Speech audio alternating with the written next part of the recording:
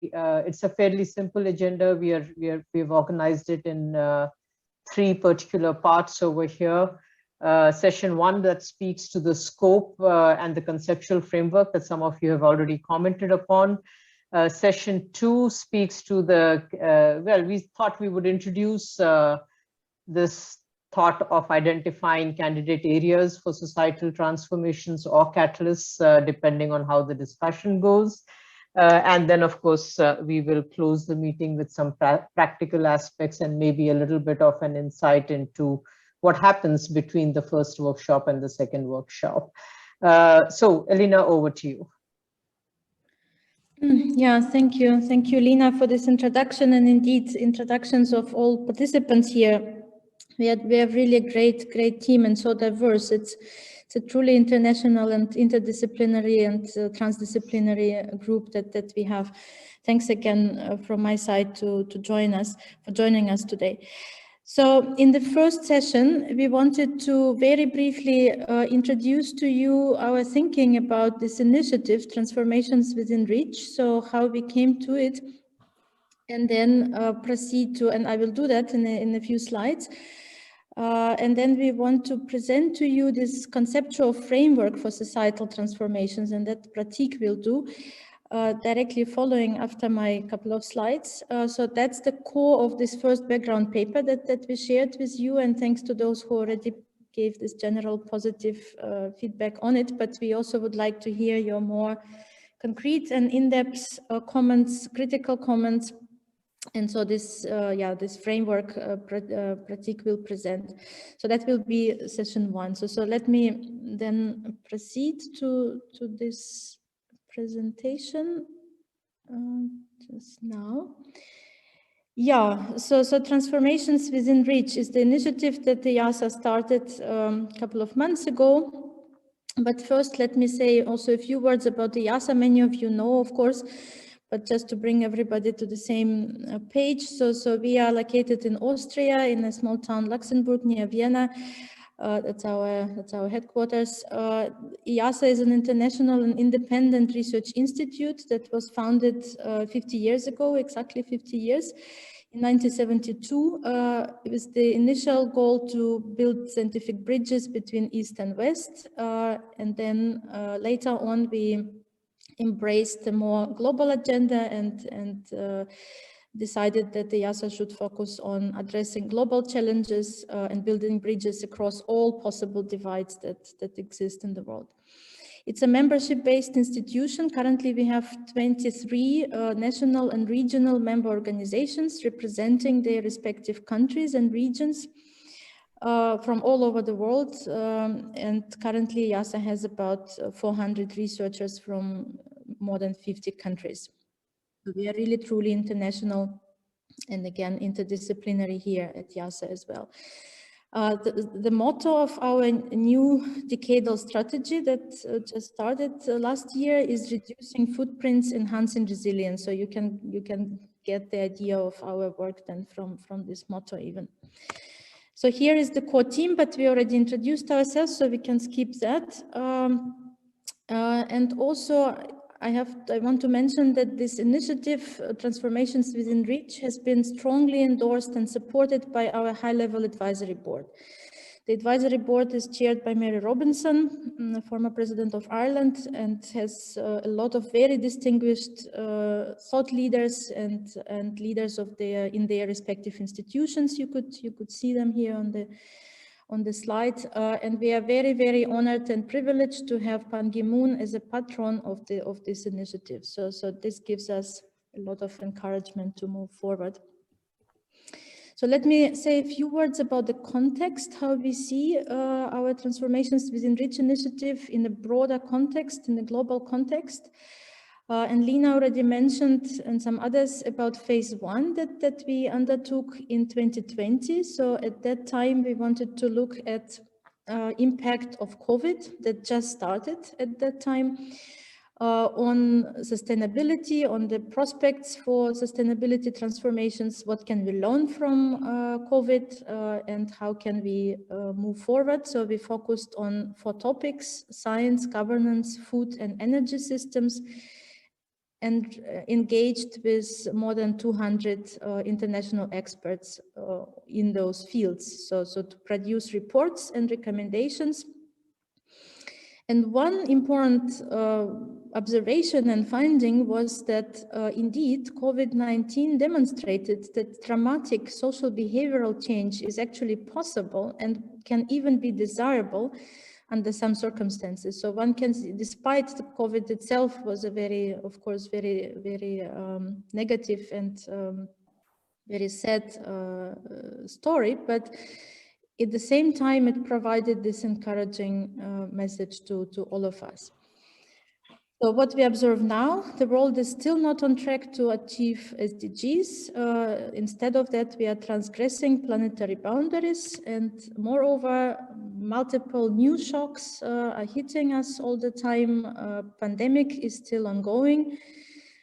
Conflicts are exacerbating, and international collaboration is breaking down. So despite this somewhat encouraging signs that one could detect, let's say 2 years ago, we are not actually seeing that this experience has been transformed or has been translated into some positive action. So quite the opposite.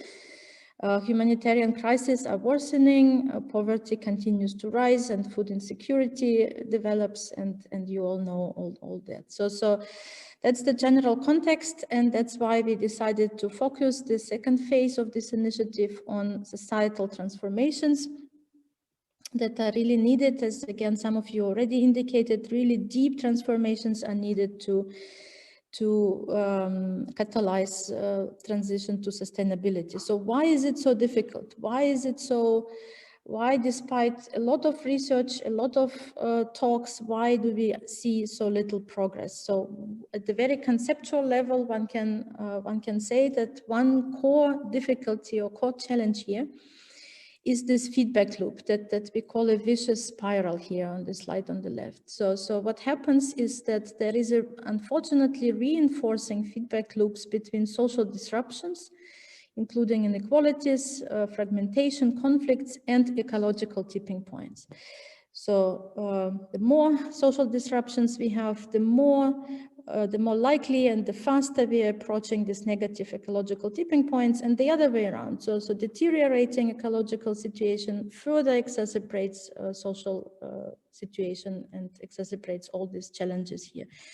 So they reinforce each other, and that's why it's so difficult but necessary to break down this vicious spiral. So that eventually is leading to social collapse. So what we need to somehow transit from this vicious spiral to what we call a virtuous cycle, a positive cycle where positive social tipping points would facilitate actions aligned with sustainable well-being, which would in turn support ecological resilience, facilitate that we keep this efficiency within biophysical limits, and further sort of improve the social conditions. So the ambition here is to see how can we transit from the vicious spiral to this virtuous cycle. And as we said, one important message from many sources, including our phase 1 efforts, was that we need to harness the new consciousness in the society. It's not enough to think about partial and sectorial changes, which are of course necessary, and of course they have to happen, but we have to go beyond that. We have to work with this more so-called deep transformations. So here is our initiative, Transformations Within Reach, and we formulated its objectives like this. So we intend to generate action-oriented synthesis for reversing this vicious spiral that we just discussed, and to catalyze societal transformations towards sustainability. So to focus on the deep transformation, we want to center our efforts around societal decision-making, as we call it, namely focus on who are the key societal actors, how they make sustainability relevant decisions from the range of choices that are available, how decisions of some actors modify the choice architecture of others, and therefore how can they collectively influence each other in such a way that overall the collective action is strengthened and transition to sustainability is facilitated. So we want to approach it at the conceptual level, and that's what you saw in the background paper so far, but this is just the first step. And then eventually we want to become, of course, more concrete and eventually apply our findings also to specific contexts, or call them case studies. So the approach we want to take combines a few methods or approaches. It's review, engage, co-produce, synthesize, and inform. And we would like to bring together a wealth of academic research on the one hand, policy and practice on the other. CoSP, so you, members of CoSP in this meeting, would be key to link these two, and as well as also IIASA researchers that are doing a lot of, our colleagues here at IIASA who are doing a lot of applied research on different aspects of transformation. So this has been our process so far. We started from the literature review and synthesis. We also held interviews with selected IIASA colleagues who are experts in the relevant field. And that brought us to the first background paper, which you received and hopefully read.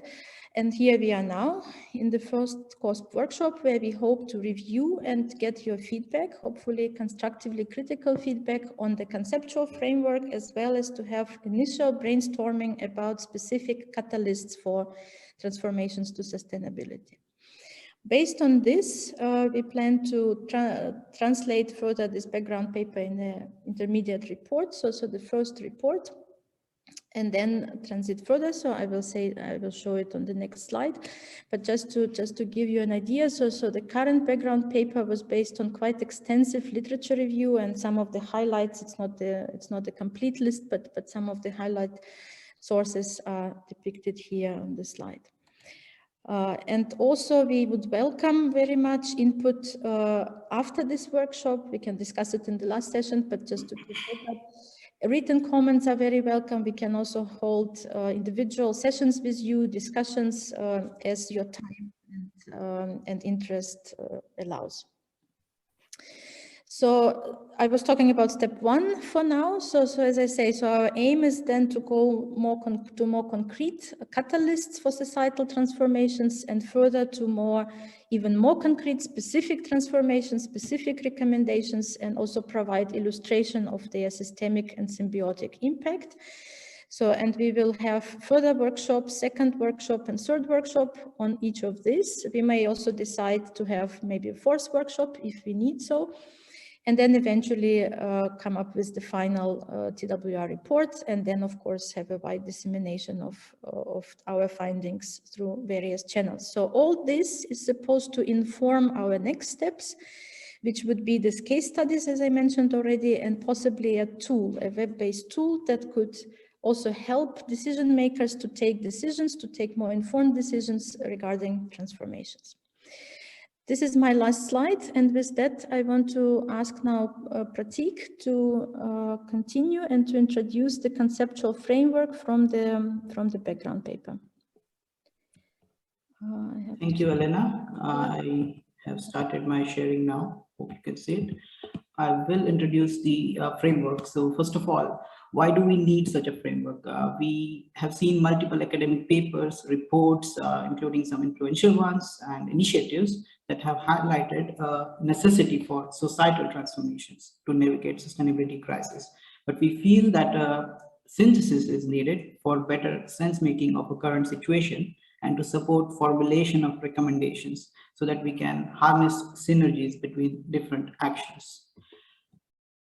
So following up on that, we think these should be the desired characteristics, that it should be as simple as possible, but not simpler. It should be able to capture the big picture, but it should not be too complicated. It should incorporate root causes of the social sustainability crisis and inaction. It should provide a basis for an organized discussion and prioritization of actions. And lastly, it should be compelling and inspirational. With that in mind, our starting point is to define the conditions of the business as usual collapse. Based on a growing body of literature, we surmise that it is driven by an uneconomical growth as an end in itself. Note that we don't problematize economic growth that improves sustainable well-being, but uneconomic growth, especially for high consumption actors, as defined by ecological economist Herman Daly, which imperils our longer-term sustainability. Because in its current form, this growth is leading to an overshoot of planetary boundaries, irreversible triggering of cascade of ecological tipping points, and increasing social fragility that we see today manifesting itself. Furthermore, we would like to highlight that World Business Council on Sustainable Development notes that the degree to which social stability and welfare is dependent on constant economic growth is a source for concern, especially in the context of emerging social ecological crises that make it difficult to sustain this. This economic growth dependency has a direct effect on constraining anthropic agency. In this context, we define agency as an ability to take necessary actions to ensure sustainable well-being for all. So we identify 4 key characteristics of this constrained agency. First would be the monetary valuation of everything, which implies every action is constrained by short-term profit considerations alone. The next would be the destructive competition, especially at a global level, but also in our wider social relations. And of course, competition to some extent is necessary, but in its current unconstrained form, it is counterproductive. The third we notice is a biased and ineffective information processing, especially in relation to the effect of human actions on the planetary health, and also on stakeholders who are not part of the decision making. And lastly, but not the least, profit-driven technologies with increasingly powerful unintended consequences. They, in a sense, amplify our agency, but along a misaligned orientation. One could even say that climate change, for example, is an unintended consequence, with many more around the corner as the technologies become more powerful. So, for example, plans for deep sea mining, AI, nanotech, biotech, etc.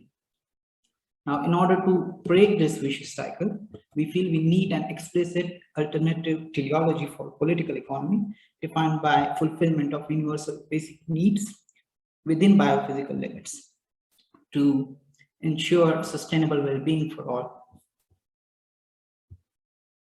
And yeah, this is obviously based on work from Kate Raworth, Donut Economics, and some of our colleagues here. They work on planetary boundaries framework. So the question is how we can align our agency better, we can enhance it towards sustainable well-being. So again, for that, we try to figure out what would be the characteristics of enhanced agency. First, values. We need eudaimonic value orientations rooted in more comprehensive conceptions of well-being, that is multidimensional. Not everything can be reduced to monetary values. Principles of material sufficiency on a planet with limited resources. Recognition of interdependence rather than hyper-individualism. The second aspect is multi-level cooperation for global challenges. The third is holistic information processing, which would include considerations of everyone's interests and a better understanding of social complexities, effects of anthropic actions on Earth system. And then last would be the value-driven convivial technologies. For example, social networks designed to inform people rather than polarize us, products that are made for durability and recycling rather than planned obsolescence. Okay, so to sum it up, we need to move on from uneconomic growth paradigm towards the sustainable well-being for all.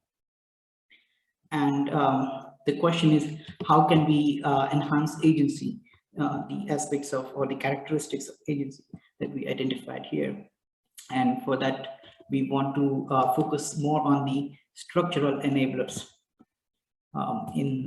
Let's move on to the next slide. We start with the supply-driven industrial capitalism.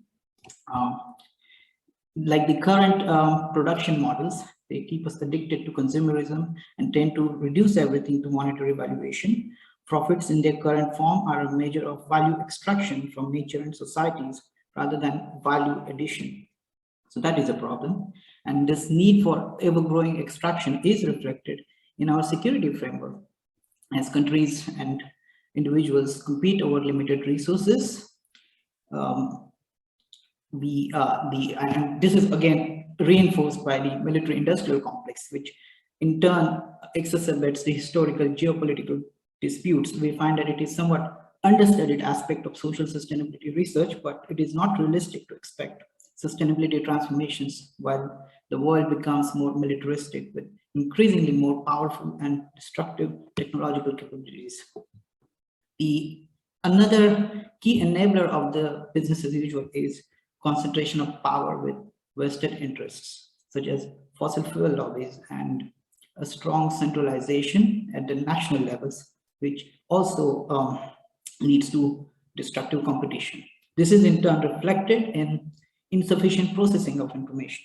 Only certain interests are accounted for, and then the decision makers themselves who are not well informed about the consequences of their decisions, especially if they are far removed from societies and ecosystems that are affected.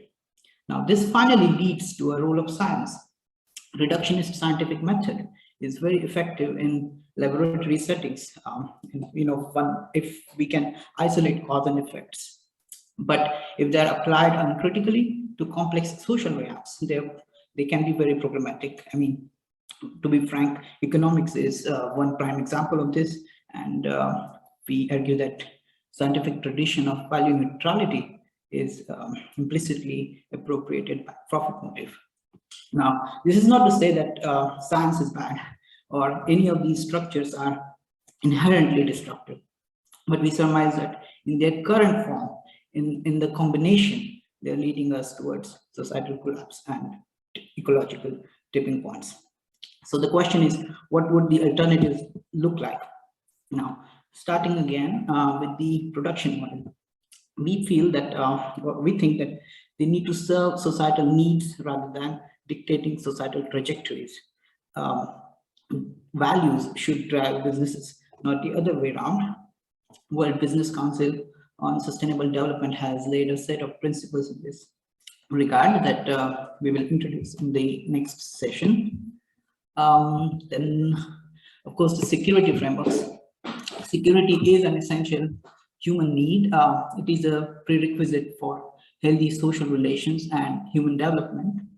And traditionally, military has been like the foundation of ensuring security for states. But as signified by the launch of UNDP's special report on security in the Anthropocene, it is time to consider security as a central concern for human development. And therefore, a new security framework underpinned by internalization of biophysical and social realities is needed. This means a security mindset and structures which reflect that human survival and flourishing are contingent upon resilient ecosystems. This would necessitate international cooperation rather than competition. Societies where everyone's basic needs are met are less violent and more secure. This would facilitate eudaimonic value orientations, implying sufficiency for all within planetary limits. Now, the next enabler relates to power structures. Rather than a current concentration, the dispersion of power would imply a revival of community-based organization, empowered international institutions, also along similar subsidiary principles. And then in addition, we feel we need experimentation with other novel forms of governance, such as well-facilitated citizen assemblies. This would lead to a better cooperation and a holistic information processing. Last one would be the knowledge systems. Production of scientific knowledge has become an existential condition for human survival in Anthropocene. But simply producing more scientific knowledge, following a reductionist scientific method, and relying on technology alone is not going to save us. What we need is a combination of systems knowledge about the Earth system, transformation knowledge about how societies change, and orientation knowledge related to ethics and including indigenous wisdom. so that we can have more holistic information processing that is able to incorporate complexities and that can inform more convivial technologies. Now, to sum it up, we either follow a business as usual collapse trajectory or transformations in our production models, security frameworks, power structures, and knowledge systems. Yeah, so some concluding remarks before we move on to the discussion. Like all models, this is inevitably a reduction of the complexities, but we would like to know if we are still missing some indispensable processes, relations, structures, components, etc. The structural enablers that we identified, these green circles, we see them as entry points for societal transformations. They complement and enable bottom-up processes by enhancing agency. And in the next session, we want to initiate a brainstorming about what concrete actions may be undertaken by different actors in relation to specific structural enablers. But first, we invite your inputs on the presentation so far. I will hand over to Lina now for further moderation. Thank you. Thank you very much, Elena and Prateek. Your very precise presentations have helped us catch up on a little bit of time, so thank you for that. We can now open up the floor for discussions on both the scope and the conceptual framework that was presented. As Prateek mentioned, there are still many questions on the how. It's not necessary that everyone sees the two worlds that have been defined here as black and white, and there may be several steps that are needed for us to proceed from one to the other. We spoke about enhanced agency, how do we bring that? A clear question. So let's open it up and hear from all of you.